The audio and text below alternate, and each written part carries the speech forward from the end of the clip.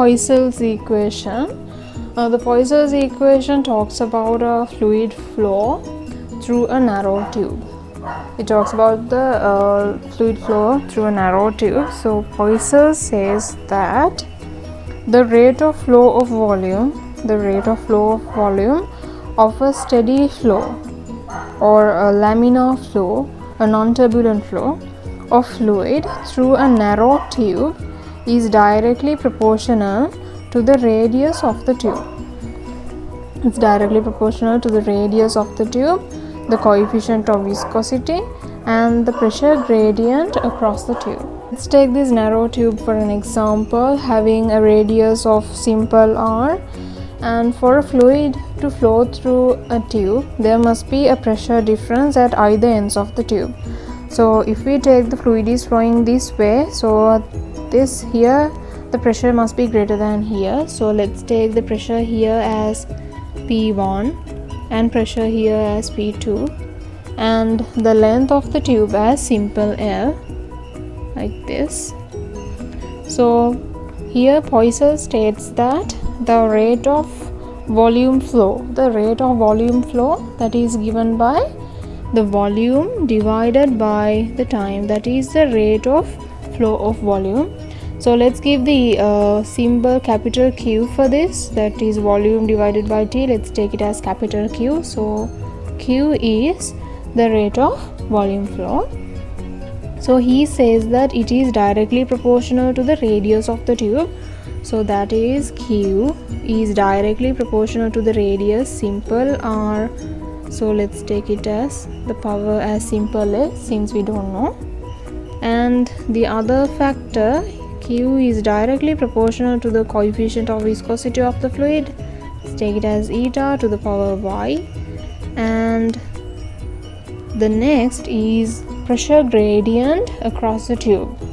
So pressure gradient is pressure difference, that is pressure difference since P1 is greater, P1 minus P2, the pressure difference divided by the length of the tube. This is the pressure gradient.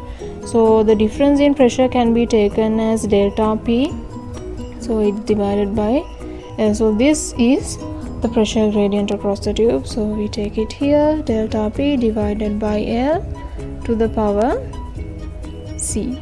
So we take these three relationships and combine them together, and we get Q is directly proportional first to r to the power x, eta to the power y, and delta P divided by L to the power z. So to make this relationship an equation, we have to insert a dimensionless constant.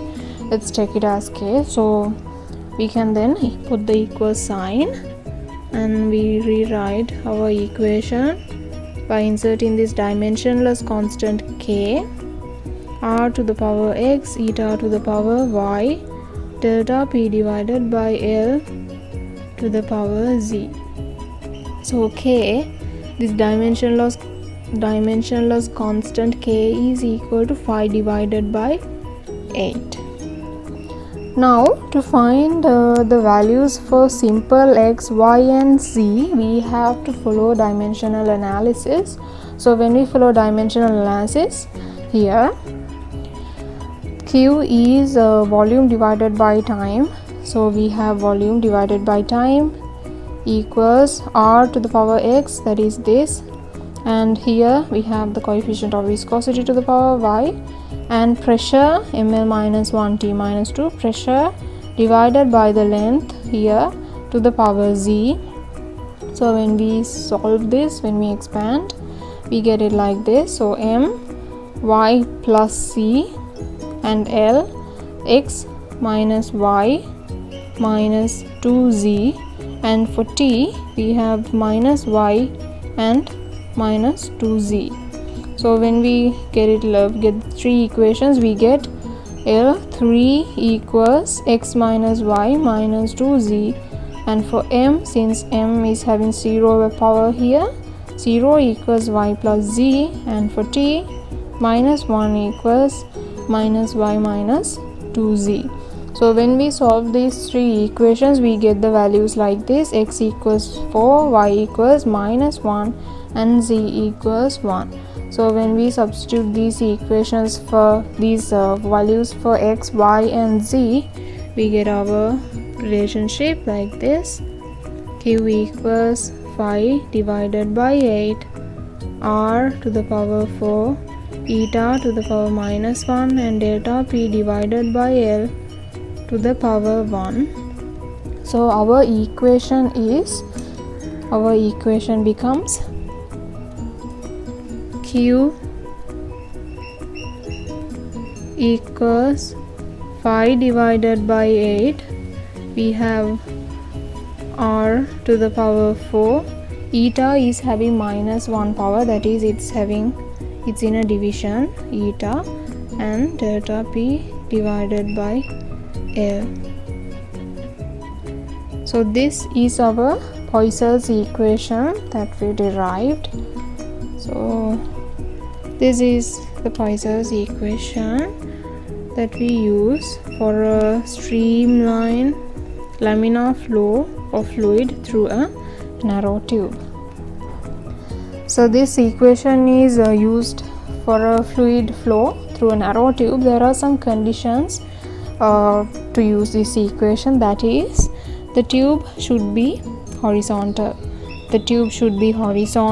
Narrow tube, and the fluid flow must be a laminar or a streamline, non-turbulent fluid flow, and the radius of the tube should be constant, that is, the tube should not have any bends or cracks like that. So radius should be constant, and the length of the tube also should be constant, that is, this tube cannot be an elastic tube. If it's an elastic tube, the length changes, so the tube should not be elastic. The tube should be horizontal and a narrow tube. So these are the conditions, and we can use this Poisson's equation. So here q is the rate of volume flow, 5 divided by 8, the dimensionless constant, radius to the power 4 divided by coefficient of viscosity of the fluid, and delta p divided by L is the pressure gradient. Let's talk about the rate of work done when a fluid flows across a tube. The rate of work done when a fluid flows across a tube. So for a fluid to flow across a narrow tube, there must be a pressure difference at either ends of the tube, because if there is no pressure difference, the fluid will not flow across the tube. So to apply this pressure difference, we need to exert a force. Hence we need to do some work. Exerting force is doing work. So to apply this pressure at either ends of the tube, we have to exert a certain force. So hence the work done by this force can be given as work done is equal to the force into displacement. So for the force here, let's take it as delta F into displacement is the distance the fluid moves, that is, here it's simple x. Then delta P, that is, let's take the pressure difference P1 minus P2. P1 is greater because fluid flows towards this side, therefore pressure is greater at this end.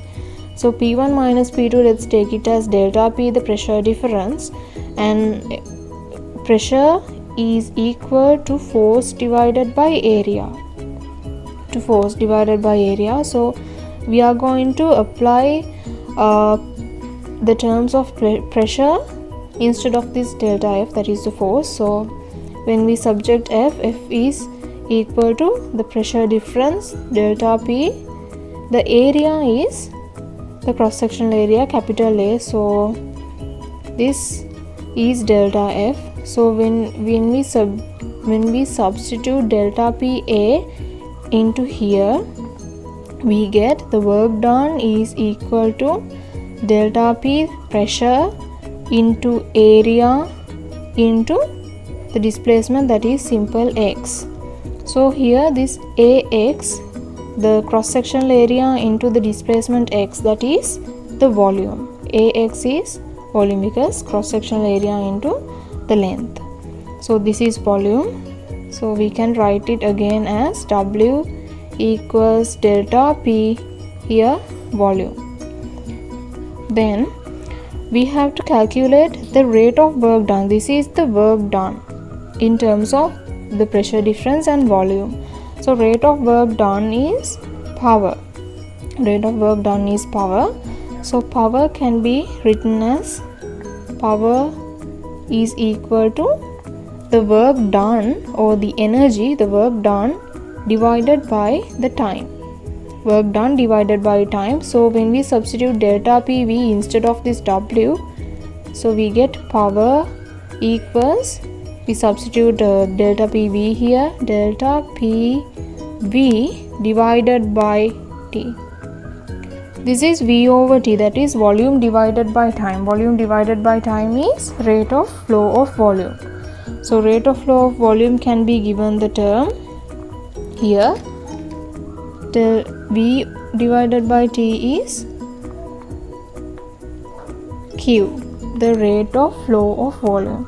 So we can write this equation in terms of Q, that is we get power, or the rate of work done, that is power, it is equal to the pressure difference delta P, that is P1 minus P2, the pressure difference, into Q, delta P Q. So this is the expression that we can find out the rate of work done when a viscous fluid flows across a tube due to a certain pressure difference. This is the expression to calculate the power done, or the rate of work done during this process. So this is power is given by the pressure difference into Q, that is the rate of flow of volume. This is the practical that we have to discuss under the lesson viscosity. So the practical is finding viscosity of water using Poisson's equation. So here this is the apparatus that we use in doing this practical. First, we need a well cleaned capillary tube about 25 centimeters long. So a well cleaned capillary tube, how to clean the capillary tube will be discussed or explained further later. So this is the well cleaned capillary tube about 25 centimeters long. So this is the capillary tube. And next we need a constant pressure head apparatus. Constant pressure head apparatus maintains the pressure of this incoming water at a constant pressure, that is the level, water level of this apparatus will not exceed than this level, because the exceeded water will come out this way. So water will come out this way, and this is the tube that we use to insert the water. So water in here and excessive water out. So the level of water will be maintained the same height. Therefore the height from this level up to this level, up to the capillary tube, will always be constant. Hence therefore there will be a constant pressure. That's why this is the constant pressure head apparatus. Constant pressure head apparatus. Next we have the measuring cylinder here. Measuring cylinder to measure the volume of the water that we collect. Measuring cylinder, and meter ruler is needed to measure the height, and two stands, stopwatch to measure the time taken, traveling microscope. We'll discuss the uses of these instruments later. Piece of thread is the piece of thread, and a rubber tube. This is a rubber tube, and spirit level is used to make this capillary tube horizontal. This is the method to do this practical. First, when cleaning the capillary tube should be thoroughly cleaned. First should be washed with a basic solution, a base, and then with an acidic solution, and then again wash with distilled water, and afterwards it should be dried well. That is how the capillary tube should be thoroughly cleaned. Then using these two stands and using a spirit level, the capillary tube should be fixed horizontally. The capillary tube should be fixed horizontally like this, using the two stands and using a spirit level. Then we have to fix the constant pressure head apparatus to the capillary tube using a rubber tube. So we fix the constant pressure head apparatus to this capillary tube using this rubber tube like this, and the capillary tube is kept horizontal using the two stands and using a spirit level to measure whether it's horizontal. And then we fix the constant pressure head apparatus to the capillary tube using a rubber tube and fix a piece of thread to the other end of the tube. Then we keep the measuring cylinder and start the stopwatch at the same time. That is, at the same time we are keeping the measuring cylinder, we have to start the stopwatch. Then we take readings by changing the height h and calculating the rate of volume flow. That is, we take a measurable volume, that is, we have to take a sufficient amount of water into the measuring cylinder and measure the time taken for that, and we divide the volume by the time to get the rate of volume flow. And we take these readings by changing the height h. Height h is this height from this water level up to here. So let's mark that height as simple h. So this is the height, and this is the piece of thread. So we take a sufficient amount of water into the measuring cylinder and we divide it by the time taken for that, time taken to fill that volume of water.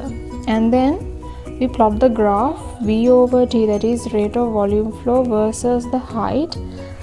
So here the rate of volume flow, that is it's coming into the y-axis, it's the dependent variable, and the height h is the one we are varying, so it's the independent variable coming into the x-axis. So this is the method. And now let's go into the calculations. After plotting the graph, we will be getting this kind of a graph, that is V over T, or the rate of flow volume on the y-axis, and h, the height from the constant pressure head apparatus to the capillary tube h, in the x-axis the independent variable. So we will be getting a straight line graph like this. So this is the Poisson's equation. The rate of volume flow V divided by T equals 5 divided by 8 R power 4 eta delta P over delta L. So instead of this delta P, we are going to substitute another expression, that is pressure can be written as H rho G. So delta P is equal to H is the height h, rho is the density of water. We will take the density of water as simple D, that is the density of water,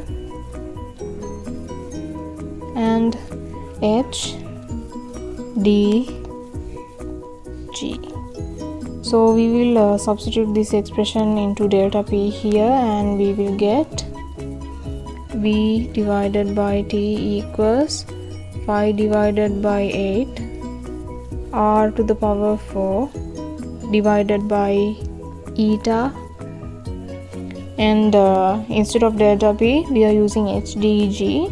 Since HG is the independent variable here, we will take H out, so we'll have dg and divided by L, and we'll take H out.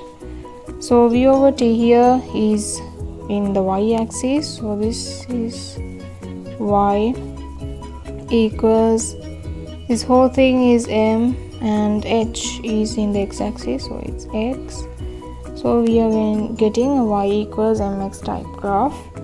So the gradient is equal to this whole thing, so we'll write it separately. Gradient m equals phi divided by 8 r to the power 4 divided by eta and d g divided by l. So this is these are the terms for the gradient. So we are doing this experiment to find the viscosity of water. So when we subject viscosity from this equation, we get eta is equal to d g phi r to the power 4 divided by 8. M is the gradient. We are going to calculate the gradient using this graph after doing the practical, getting readings and plotting the graph, and then we get the gradient by y divided by x. M equals y divided by x, that is the gradient, y axis divided by x. So we can get the gradient, and the L is the length of the tube. So if we know all these terms, we can find the viscosity of water by doing this practical. To find the viscosity of water using this equation, we need to know the radius of the capillary tube. So we need to know the inner radius of the capillary tube. So to find the inner radius of the capillary tube, we use a mercury column. So first, before inserting the mercury column, we have to get the mass of the capillary tube, and then we insert the mercury column into the capillary tube using a rubber tube. Afterwards, we get the measurement here and here at the either ends of the mercury column using the traveling microscope, and we subtract the two readings and we get the length of the mercury column, simple x. Likewise, we get the length of the mercury column x by moving this mercury column to other parts of the capillary tube also. So we get about 3 or 4 several measurements. Then we get the average value of those measurements and we get x.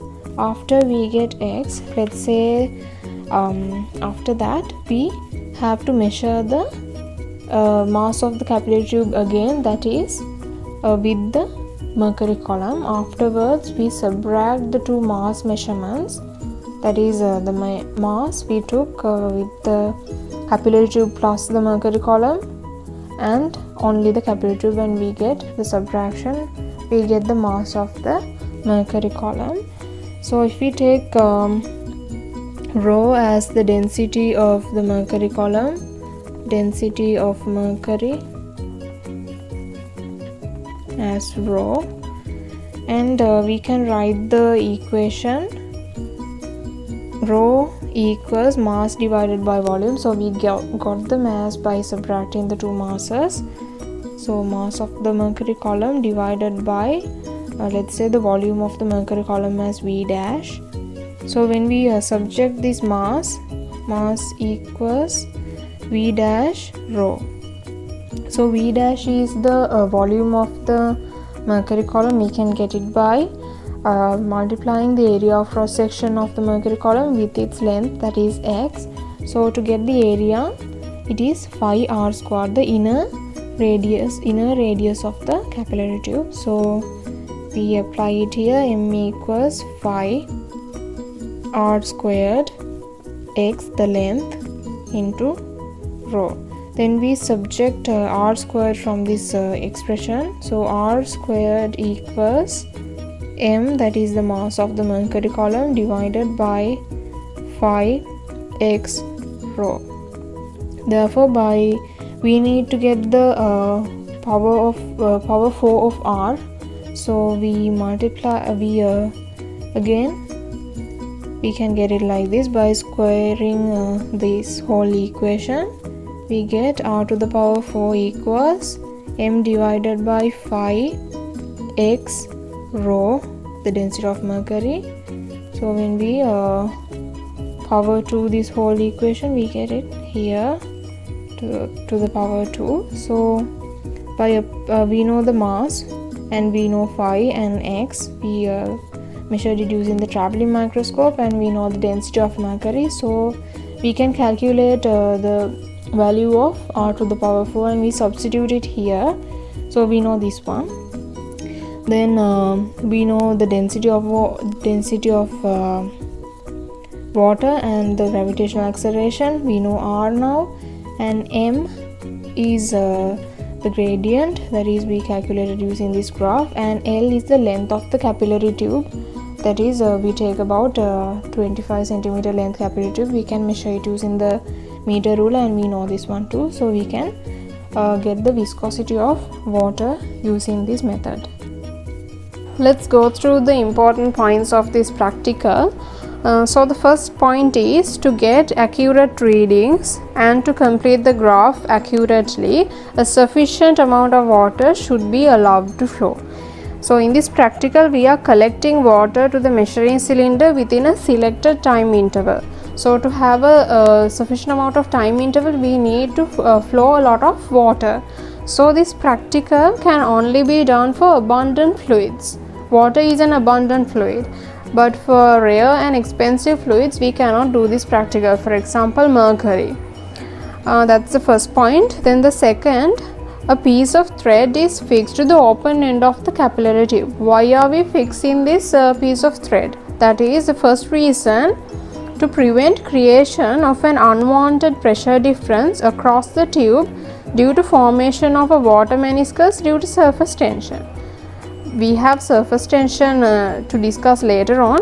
Due to surface tension, a water meniscus can be formed at the open end of the capillary tube, and it will cause an unwanted pressure difference across the tube. So to prevent that, we are using this piece of thread.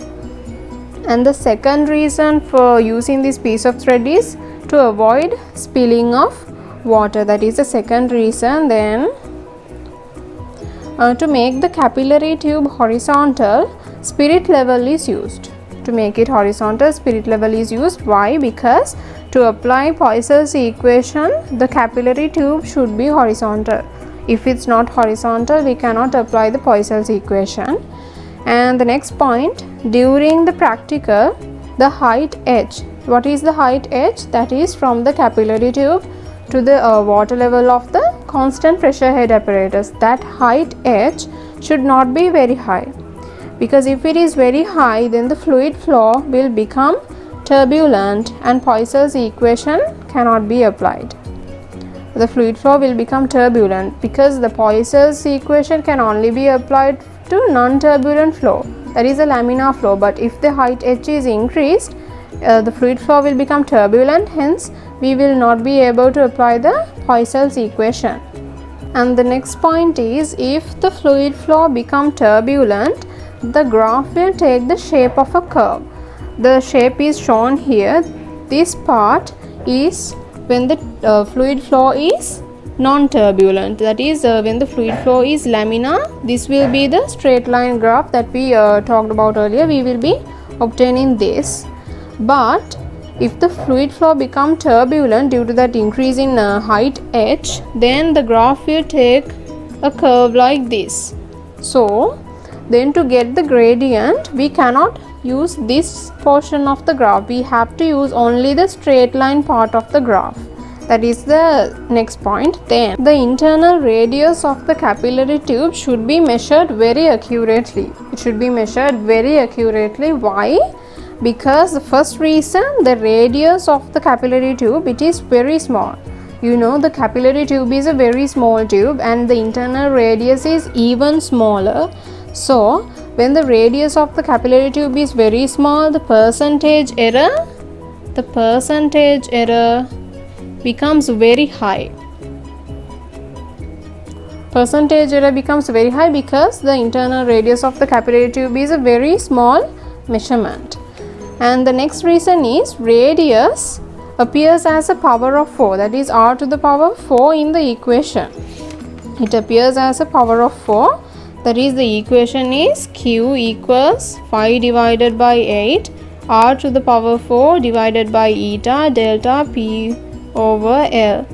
So this is the Poisson's equation. In the equation, you can see the radius appears as a power of 4. Hence, the percentage error that will happen during the measurement, the percentage error, if it happens, that percentage error will be multiplied by 4 due to this power of 4. Therefore, that's why the internal radius of the capillary tube should be measured very accurately.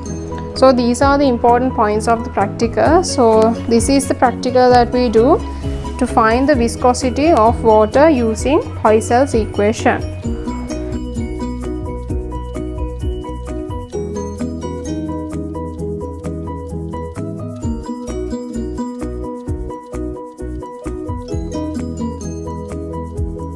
Thanks for watching. Hope this video was helpful. If you did, make sure to give it a thumbs up and leave a comment below. Subscribe us and click the bell icon for more videos like this.